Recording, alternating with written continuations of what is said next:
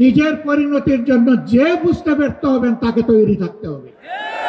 আমি স্পষ্ট ভাষায় বলতে চাই, কোন দলের নয়, জনতার বিজয় হবে ইনশাআল্লাহ। আমরা জনগণের মুক্তি আদায় করেই গড়ে ফিরবো ইনশাআল্লাহ। এইটা দিয়ে কেউ ধূম্রজাল সৃষ্টি করার পায়তারা চালাবেন না, ওদের পিণ্ডে বুদের গড়ে ফেলবেন না। আমরা জাতীয় ঐক্যমত কমিশনে গিয়ে সকল দল আমাদের মতামত দিয়েছি। এই 8 দলের পক্ষ থেকে ডজন খানেক নোট অফ ডিসেন্ট আমরা দেই না। আমরা প্রস্তাবনা করলে যৌক্তিক মনে করে সেখানে আলাপ আলোচনায় আমরা ইতিবাচক মত দিয়েছি। এরপরে সংখ্যাগরিষ্ঠ দলের মতামতের ভিত্তিতে একটা চার্টার তৈরি হয়েছে।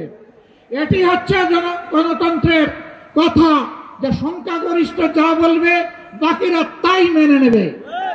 কিন্তু আমরা দেখলাম না, কেউ কেউ তা মেনে নিতে রাজি নন। জুলাই সনদেই যদি আপনি গণতন্ত্রের প্রতি শ্রদ্ধা না দেখান, জাতীয় নির্বাচনে আপনি শ্রদ্ধা দেখাবেন কিভাবে? এই জায়গায় আসতে হবে। সকল বায়না ভুলে যান, জুলাই শহীদের রক্তের প্রতি সম্মান দেখান। জুলাইয়ে যারা লড়াই করেছে বুক চাঁদ করে, যারা পঙ্গু আহত হয়ে এখনো দুঃখে দুঃখে কষ্ট করছে, মেহরবানি করে তাদের বুকের ভাষা বোঝার চেষ্টা করুন। আমার ভাই আল্লামা মামুনুল হক সাহেব বলেছেন, লড়াই করে ফ্যাসিবাদ বিদায় করেছি, লড়াই করে জনগণের দাবি আদায় করব।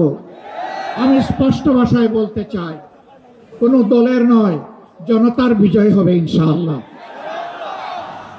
জনতা কি চায় কান পেতে শোনার চেষ্টা করুন।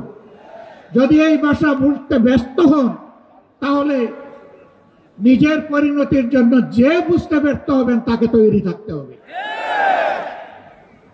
আমরা কথা দিচ্ছি বাংলাদেশের জনগণকে, আমাদের সহযোদ্ধারা আমাদের হাতে এনে মুক্তির প্রাথমিক পরিবেশটা উপহার দিয়েছে। আমরা জনগণের মুক্তি আদায় করেই গড়ে ফিরবো ইনশাআল্লাহ।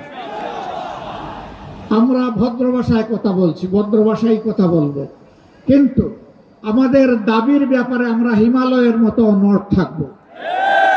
কারণ এই দাবি জনগণের দাবি, কোনো দলের দাবি নয়।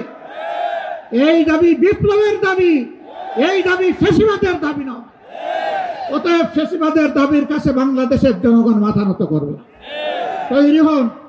যতক্ষণ পর্যন্ত জনগণের দাবি আদায় না হবে, আমাদের আন্দোলন দুর্বার গতিতে চলতে থাকবে ইনশাআল্লাহ।